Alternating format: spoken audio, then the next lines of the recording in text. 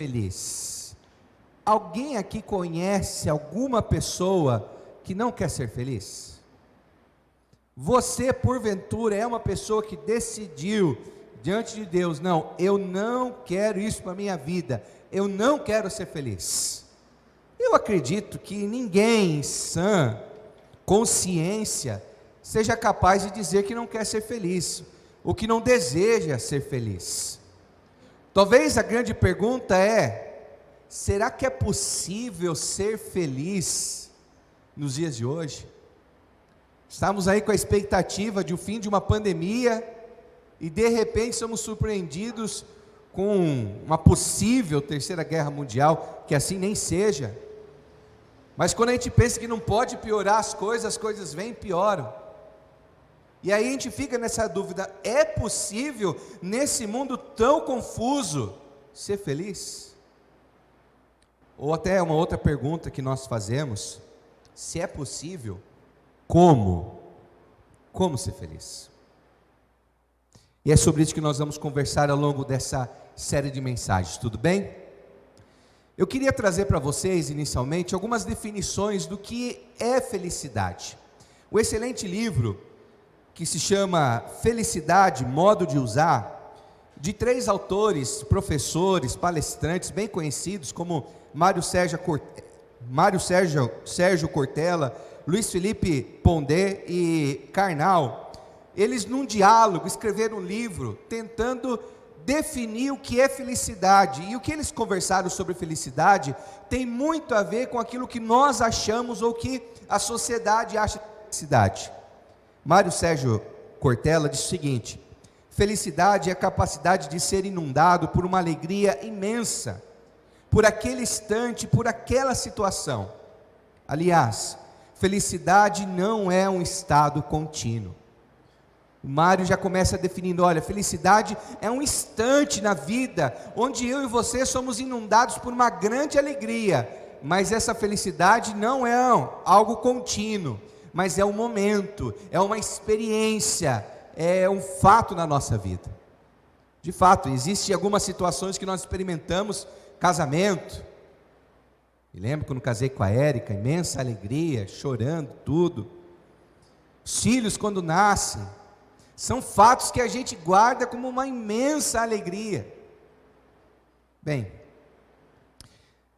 ainda um outro autor, chamado Luiz Felipe Pondé, ele diz o seguinte: a busca pela felicidade é uma causa de adoecimento, uma necessidade de você tomar remédio, a obrigação de você produzir sucesso e resultado o tempo inteiro aumenta a medicalização, e eu não vejo que isso vai melhorar no futuro. Eu achei interessante, porque o Pondé ele vai ser um pouquinho mais crítico, dizendo assim: tem muita gente deprimida no mundo, tem muita gente triste no mundo, tem muita gente decepcionada no mundo, porque venderam essa ideia que ela precisa ser feliz, que ela precisa alcançar essa felicidade, e em busca dessa felicidade, que muitas vezes incompreendida, a pessoa experimenta mais tristeza, mais frustração, porque parece que ela nunca consegue essa tal felicidade. Já um outro autor, Leandro Carnal, ele vai dizer uma coisa que tem muito a ver com o que nós vivemos nos dias de hoje, e talvez tenha pessoas que pensem igual também. Diz assim: bem, ninguém sabe o que de fato é ser feliz. Eu já fui infeliz, e hoje o ponto maior da minha felicidade é saber que ela depende de mim, exclusivamente de mim. Leandro Carnal ainda vai levantar um outro aspecto. Olha, eu não sei muito bem o que é felicidade, mas o que eu sei é que ela depende somente de mim. Você sabe qual é o segmento dos livros que são mais vendidos nos dias de hoje? É o segmento dos livros de autoajuda. Essa ajuda que você mesmo consegue produzir, e coloca você no centro da sua vida, dizendo: não, você consegue, você é capaz, com suas forças, com sua inteligência, com as suas habilidades, vai lá e conquista, vai lá e seja uma pessoa bem-sucedida, vai lá, tenha otimismo, você vai ser feliz. E hoje nós vivemos de fato numa sociedade onde parece que cada um está correndo uma jornada individual e até cutucando o outro em busca dessa felicidade. Eu quero ser feliz, eu preciso ser feliz. Mas o fato é que tem muitas pessoas que estão gastando toda a força, toda a energia, toda a sua habilidade, e estão vendo que por si mesmas não são capazes de ser felizes. Afinal, como ser feliz? Eu queria então que você entendesse que existem duas expectativas, ou dois modos de enxergar a felicidade. De um lado nós temos uma felicidade pessimista, amarga, de pessoas que são frustradas com a vida e diz, não é possível ser feliz, casar e ser feliz, as duas coisas não caminham junto. Não, ter filhos e ser feliz, não dá certo. Vida profissional, trabalhar muito e ser feliz, não, isso não dá certo. Infelizmente existem pessoas que por causa das suas mágoas, decepções, frustrações na vida, criaram uma felicidade amarga, frustrada, desanimada, incrédula. Já tem o outro lado, que é o lado de uma felicidade otimista, mas inocente, como se felicidade fosse sempre enxergar o copo cheio, que acordar e você dizendo, não, hoje o meu dia vai ser maravilhoso, como se fosse simplesmente uma mentalidade, um otimismo irracional, achando que o universo está conspirando em seu favor. Mas isso não tem nada a ver com fé com Deus, isso não tem esperança, convicção, é simplesmente um otimismo que as coisas por si mesmas irão dar certas.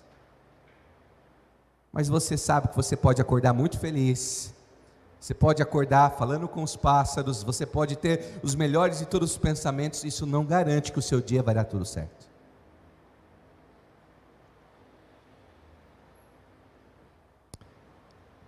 Ainda numa revista super interessante, achei uma definição, por sinal também interessante, sobre felicidade, que diz o seguinte: felicidade é como uma cenoura, pendurada numa vara de pescar amarrada no nosso corpo. Às vezes, com muito esforço, nós conseguimos dar uma mordidinha nela, mas a cenoura continua lá adiante, apetitosa, nos empurrando para frente. A felicidade, na verdade, é um truque.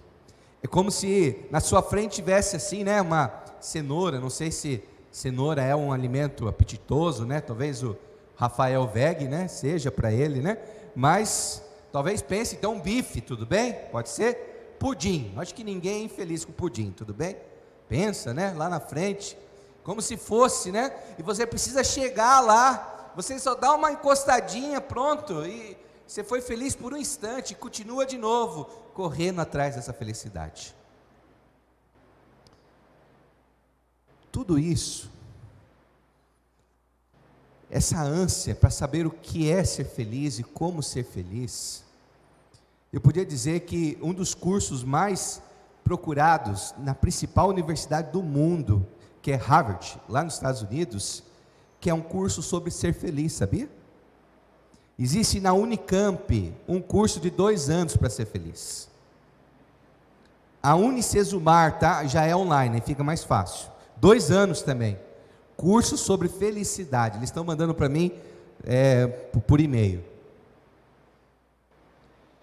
Mas por que nós estamos constantemente recebendo essa enxurrada de mensagem? Seja feliz, como ser feliz, alcance sua felicidade, 5 passos para a felicidade. Por que constantemente nós somos assim, bombardeados por essas mensagens? Sabe por quê?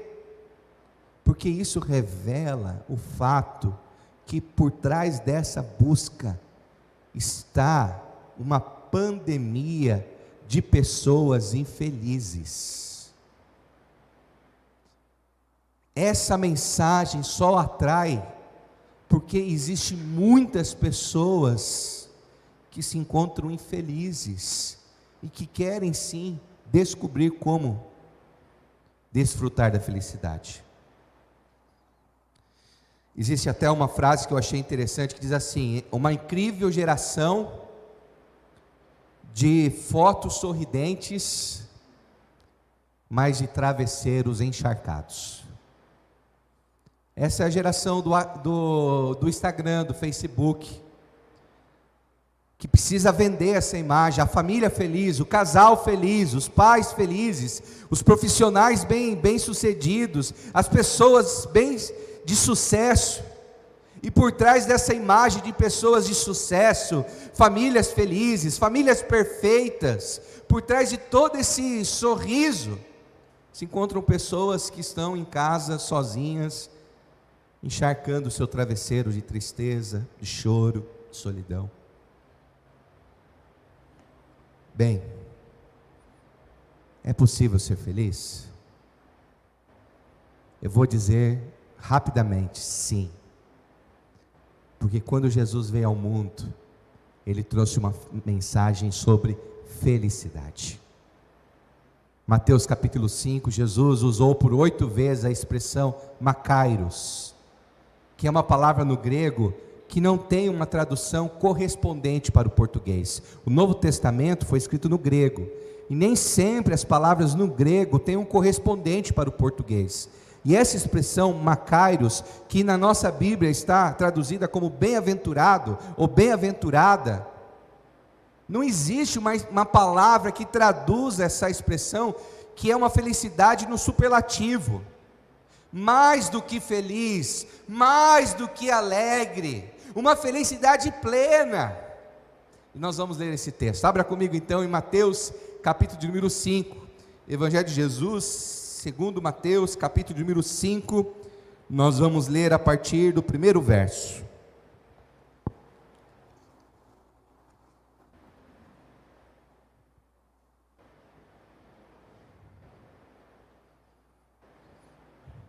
Os irmãos e as irmãs estão comigo, sim? Ótimo. O texto diz assim: vendo as multidões, Jesus subiu ao monte e se assentou. Seus discípulos aproximaram-se dele, e ele começou a ensiná-los, dizendo: bem-aventurados os pobres em espírito, pois deles é o reino dos céus. Bem-aventurados os que choram, pois serão consolados. Eu vou ler até aqui, tudo bem?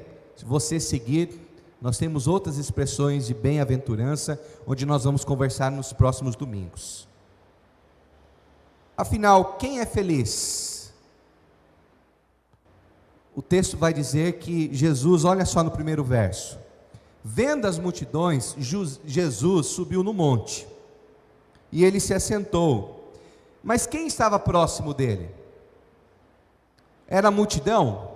Olha o que o texto diz. Mas ele se aproximou de quem? Dos seus discípulos. Jesus, ele não está pregando uma felicidade para o mundo. Jesus não está pregando uma felicidade que o mundo vai entender. Ele está ensinando os seus discípulos o que é verdadeiramente ser feliz. Por isso, quando nós falamos sobre esses princípios, o mundo não cristão não vai entender, vai achar incoerente, porque Jesus está falando para aquele homem, para aquela mulher que já faz parte do reino de Deus, que um dia se entregou aos pés de Cristo, colocando a sua vida debaixo do governo amoroso de Jesus, e vivendo então uma vida de obediência, de entrega, e experimentando através do Espírito uma nova vida. Se você ainda não fez isso, faça isso nesse momento. Abaixe sua cabeça e diga: Senhor, eu não quero viver um minuto sequer sem ser o seu discípulo. Que nessa noite então, Senhor, eu creio em quem Tu és, eu creio que o Senhor morreu na cruz pela minha vida. Eu quero viver essa nova vida no Espírito, eu quero descobrir o que é essa felicidade. Bem, antes de nós entendermos, principalmente o verso número 3, e 4. Resumindo esse texto, que fala sobre a felicidade, dessa palavra grega makairos, nós precisamos entender que felicidade não tem a ver sobre sentir.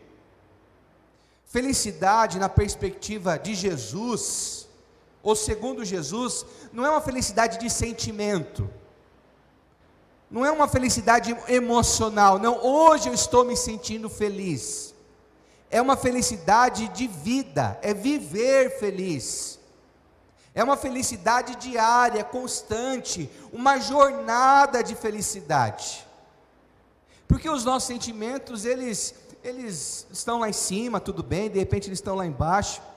Nós não devemos viver reféns dos nossos sentimentos. Por isso que Jesus diz que felicidade não tem a ver com sentimento. Felicidade também não tem a ver com o que você tem. Não é sobre ter uma casa, quando eu tiver uma casa. Quando eu alcançar minha aposentadoria. Vou dizer que talvez alguns nem vão se aposentar. Quando eu terminar meu último carnê da minha casa própria. Ai, Senhor Jesus. Quando eu casar, quando meus filhos nascerem ou crescerem, quando saírem de casa, né? Tem pais que já estão nessa fase já. Eu vou ser feliz quando meus filhos saírem de casa. Não, quando os netos, felicidade não é sobre ter. Felicidade é sobre ser feliz. Antes de nós adentrarmos no texto, queria deixar bem claro que felicidade também não é ausência de dor, tudo bem? Nós somos essa geração que tem dificuldade em sofrer. Se nós estamos sofrendo, passando por um sofrimento, nós já questionamos, cadê o Senhor? Por que o Senhor está deixando eu passar por isso? Por que o Senhor me abandonou? Mas deixa eu esclarecer para você, ausência de dor não significa felicidade, a presença da dor não significa ausência de Deus, mas felicidade nós podemos experimentá-la mesmo diante das lutas e das dificuldades. Os irmãos e as irmãs estão me entendendo, sim? E felicidade não tem a ver com o meu modo de ser feliz, tudo bem? O meu modo de ser feliz. Não, eu estou feliz porque o São Paulo ganhou do Corinthians ontem. Olha, que felicidade, né? Alguns mais, outros menos, né? Não tem problema. Mas não é sobre isso, tudo bem? Não é sobre essa felicidade sua, individual, particular. Não, eu sou feliz quando eu estou jantando uma pizza. Não é sobre isso. Estou feliz quando estou no ar-condicionado. Não é isso. Mas é o que Jesus diz sobre felicidade, tudo bem? Não é o que você diz sobre felicidade, mas é o que o Senhor diz o que é felicidade. Essa é a grande questão. Bem, vamos voltar para os nossos olhos para o nosso texto? São felizes os pobres em espírito, porque reconhecem a graça de Jesus. Bem-aventurados os pobres em espírito, pois deles é o reino de Deus. Mateus capítulo 5, verso de número 3. Essa expressão aqui, pobres em espírito, não tem a ver com um espírito empobrecido, com um espírito marcado por maldade, né? A gente tem essa expressão, né? Essa pessoa tem um espírito empobrecido. Não é sobre isso. Na Bíblia nós temos duas palavras que tentam definir o que é ser pobre. Existe uma expressão no Novo Testamento do pobre que ele só tem o suficiente para sobreviver naquele dia. O pobre que não tem para o dia da manhã, o pobre que tem os seus recursos bem limitados. Ele tem o suficiente para a sua necessidade de hoje, não muito. Esse é um pobre. Mas existe uma outra expressão no Novo Testamento, preste bem atenção, do pobre que não tem nada. Do pobre como morador de rua, que está sedento por uma refeição, ou verdadeiramente está querendo uma refeição. Aquele morador de rua que não tem nada nas mãos, nada. É sobre esse pobre que Jesus está dizendo. Esse pobre de mãos vazias, esse pobre é feliz. Mas eu estou falando sobre essa pobreza ou sobre essa humildade no nosso relacionamento com o Senhor. É como se eu e você estivéssemos diante de Deus e nós não tivéssemos nada em nossas mãos que pudesse chamar a atenção de Deus. Como se nós não tivéssemos nada em nossas mãos que fizesse Deus nos amar mais. É como se nós nos aproximássemos de Deus totalmente dependente da sua graça, da sua misericórdia, da sua bondade. É como se nós estivéssemos totalmente vazios dos nossos merecimentos, do nosso mérito, das nossas boas obras, e dizendo: Senhor, nada que eu faço nessa terra, nada que eu faça neste mundo, me torna merecedor da tua bondade, me torna merecedor do que Cristo Jesus fez lá na cruz. Por isso, diante do Senhor, eu sou um pobre, que depende totalmente da sua graça. Jesus contou uma parábola em Lucas 18, verso 9 ao 14, depois você lê lá em casa, na sua casa, quando um religioso, fariseu, que naquela época era aquele grupo de pessoas que obedeciam à lei nos mínimos detalhes, conhecia todo o mandamento. O texto vai dizer, preste bem atenção, que esse tal de fariseu, ele jejuava 2 vezes por semana. Um judeu tinha que jejuar 1 vez por ano, mas esse judeu era tão santo que jejuava 2 vezes por semana. E ele subiu no templo para orar, e ele disse: Senhor, Senhor, obrigado, Senhor, obrigado, porque eu não sou como esses outros aí, ó, pecadores, falhos. Eu sou obediente, eu sou fiel, eu sou dizimista, eu sou bom,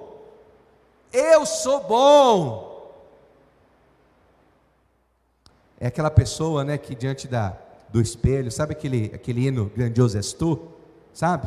Grandioso és tu, Gerson? Ele está cantando para ele mesmo, entendeu? Grandioso és tu, grandioso. É aquele religioso encantado com ele, com sua bondade, sua santidade. E ele subiu ao templo para orar, mas ao lado dele foi um outro. Diz o texto que é um cobrador de impostos. Um cobrador de impostos era aquele que vendeu a alma para aproveitar dos seus patrícios, cobrando impostos injustos, para enriquecer-se de maneira ilícita e pagar esses tributos ao Império Romano. Um cobrador de imposto, ele não podia entrar no templo. Cobrador de imposto, quando ele chegava no ambiente, as pessoas diziam: ali está um impuro, um pecador. Esse fariseu perfeito subiu ao templo para orar, mas esse cobrador de impostos também foi ao templo, mas ele não ousou nem levantar cabeça, o louvor dele nem levantou a mão, ele estava baixo, quietinho, e ele disse, bateu no peito e disse: Senhor, Senhor, tem misericórdia de mim, porque eu sou um pecador. Jesus conclui dizendo: quem será que Deus ouviu a oração? Daquele que estava cheio de si, cheio da sua religiosidade, cheio da sua bondade, ou daquele que estava cheio de arrependimento, daquele que reconhecia que diante do Senhor era um pobre, que diante do Senhor era um pecador, que diante do Senhor ele não era nada, e que ele não tinha nada de bom para oferecer para o Senhor, por isso que ele se aproximou com humildade. Quem desses dois Deus ouviu a oração? Do pobre em espírito, porque ele foi humilde diante do Senhor. Jesus, ele não veio para o super espiritual, mas ele veio para o vacilante, o enfraquecido, que sabe que não tem nada para oferecer, que não é orgulhoso demais para aceitar a esmola da graça admirável. É para essa pessoa humilde, que recebe a vida como um dom, que recebe a vida como uma graça, que recebe os relacionamentos como bênção do Senhor. Essa pessoa humilde, ela é feliz. A pessoa orgulhosa, religiosa, ela está sempre decepcionada com Deus. O Senhor não está fazendo sua parte, Deus. Não é certo o que eu estou passando, não é justo o que eu estou enfrentando. Uma pessoa orgulhosa, ela está sempre com raiva das pessoas, porque no fundo uma pessoa irritada, no fundo uma pessoa estressada, no fundo uma pessoa raivosa, ela se acha melhor do que as outras. Por isso que ela não abaixa o tom, ela não conta até 3. Quem é você para fazer isso comigo? Quem é você para dizer isso? Pessoas assim são frustradas, amarguradas, decepcionadas, seus relacionamentos estão sempre em atrito. Mas o humilde, aquele que é humilde diante do Senhor, e consequentemente é humilde também diante das pessoas, porque ele sabe que assim como as pessoas falham, ele também falha, ele também é um pecador, e ele também precisa da graça, então ele precisa agir com graça com as outras pessoas. Essa pessoa humilde em espírito, essa pessoa sabe ser feliz. Os irmãos e as irmãs estão me entendendo, sim? Eu me identifiquei um pouquinho sobre isso. Recentemente eu comemorei 10 anos de ordenação pastoral. 10 anos. E eu me relembrei dessa cerimônia, que foi muito especial. Foi lá na cidade de Itapetininga, e muitas igrejas participaram. Eu tive um professor de história da minha infância que participou da minha ordenação, e eu relembrei, 10 anos, e eu relembrei a imensa alegria daquele dia, de me sentir agraciado por Deus, por um ministério, por uma oportunidade de servir a Deus, por uma cerimônia que foi tão especial. Estava cercado dos meus familiares, amigos de infância, da adolescência, pessoas que vieram de longe. Eu me senti assim tão agradecido por aquele dia, porque eu sabia que eu não merecia todo aquele carinho. Eu não sou nem digno desse ministério pastoral que é muito superior a mim, e que eu só consigo desenvolver esse ministério debaixo de total dependência da graça do Senhor, porque eu não dou conta.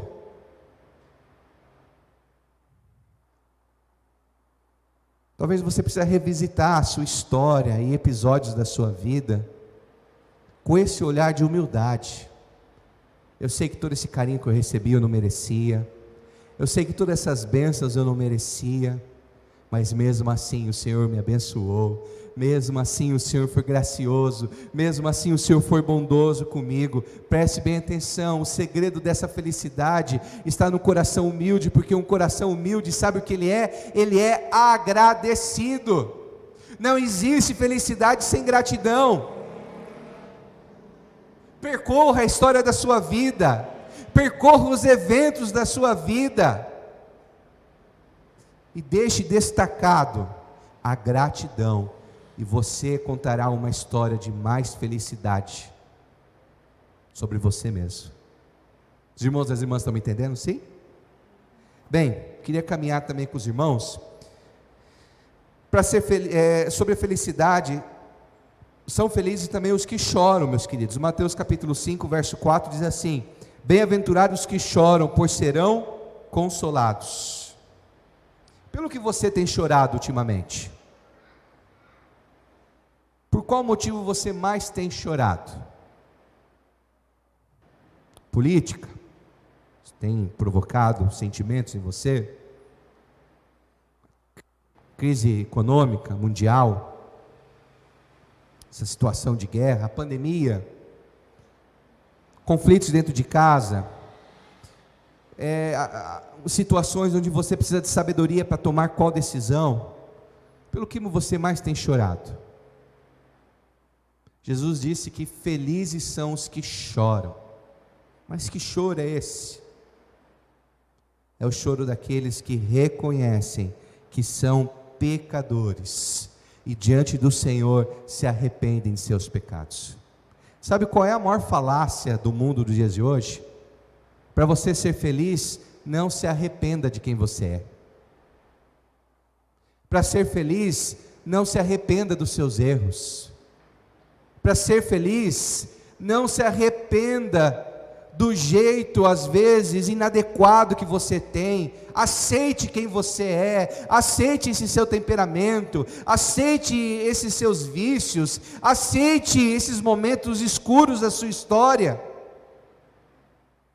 Quantas pessoas, como um ato bondoso, diz: não, eu não me arrependo de nada, nem das minhas escolhas erradas, porque as minhas escolhas erradas fizeram quem eu sou hoje. Mas o caminho cristão é sobre arrependimento.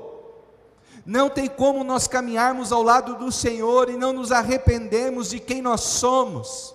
Não tem como nós andarmos ao lado do Senhor sem se arrepender dos nossos pensamentos, das nossas palavras e das nossas atitudes. Diante de um Deus tão gracioso, diante de um Deus tão bondoso, o nosso joelho se dobra e nós nos arrependemos da nossa indiferença, da dureza do nosso coração, do nosso egoísmo. Arrependemos da frieza da nossa alma, arrependemos da nossa incredulidade, nos arrependemos da nossa teimosia, e choramos: Senhor, faça em mim algo novo, crie em mim um coração novo. Felicidade não é sobre ter, não é sobre conquistar. Não adianta você construir uma vida de felicidade se aí dentro do seu coração não existir mudanças, se aí dentro do seu coração não existir arrependimento, se aí dentro do seu coração não existir o renovo do Espírito Santo. Porque a felicidade, ela não é circunstância externa, a felicidade é uma realidade interna. Porque felicidade não é sobre ter, não é sobre conquistar, mas é sobre ser. Como ser feliz? Carta de João, a primeira carta do apóstolo João, capítulo 1, verso 9, diz o quê? Se confessarmos os nossos pecados, Ele é fiel e justo para nos perdoar e nos purificar de toda maldade. Preste bem atenção, olha bem para mim. Às vezes eu e você queremos mudar o mundo, mas o mundo que Deus quer mudar é o seu coração. Você me ouviu? Sim? Às vezes eu e você, em busca dessa felicidade, queremos que Deus mude o mundo, mas Deus quer fazer verdadeiramente feliz você, é mudar o seu coração, a sua vida.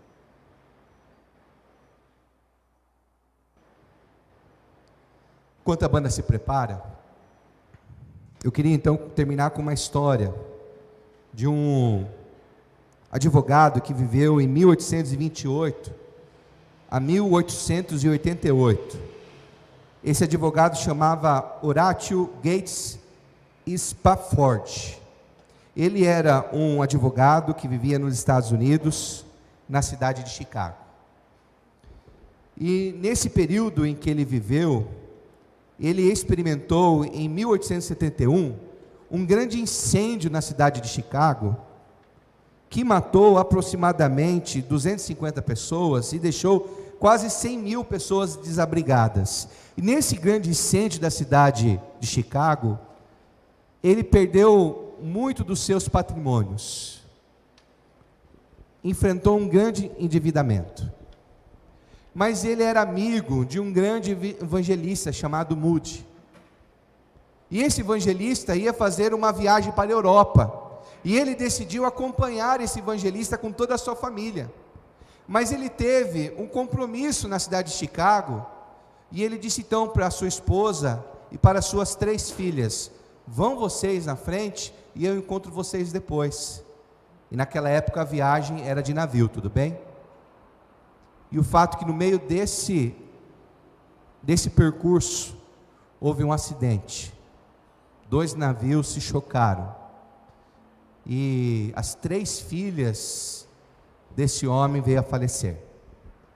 A esposa dele conseguiu escrever uma carta dizendo: eu sobrevivi, mas estou só. O fato que essa situação trouxe no coração dele uma imensa de tristeza e de angústia. Mas então ele decidiu pegar um navio e ir de encontro à sua esposa.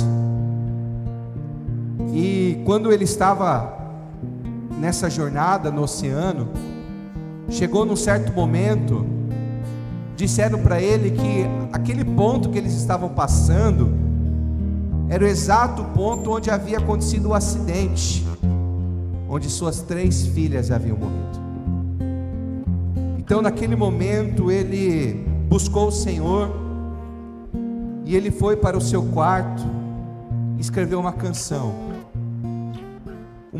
que em português nós conhecemos como Sou Feliz com Jesus. O refrão diz assim: sou feliz com Jesus, sou feliz com meu Senhor.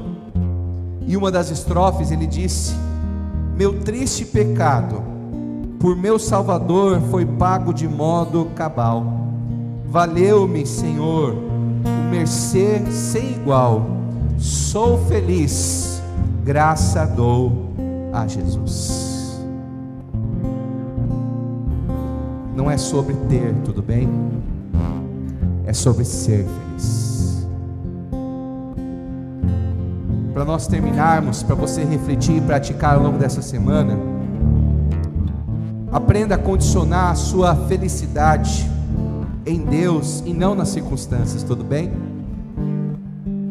A felicidade não depende das circunstâncias, a felicidade depende do Senhor. Talvez nesse ano de 2022, mesmo percorrendo novamente um ano tão difícil, tão incerto, talvez mais do que nunca você precise exercitar a gratidão, revisitar a sua história, e até mesmo os momentos mais tristes, mais amargos, encontrar naqueles eventos possíveis sinais da graça de Deus, possíveis motivos para você agradecer. Reconstrua a sua história com o título gratidão.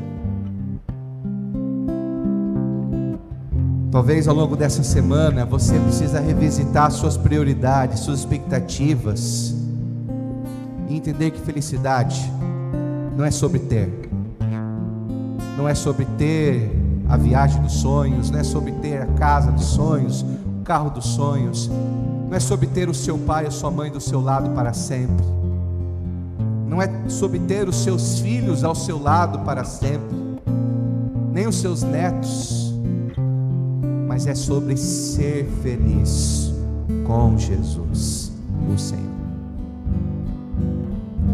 Feche seus olhos, vamos orar.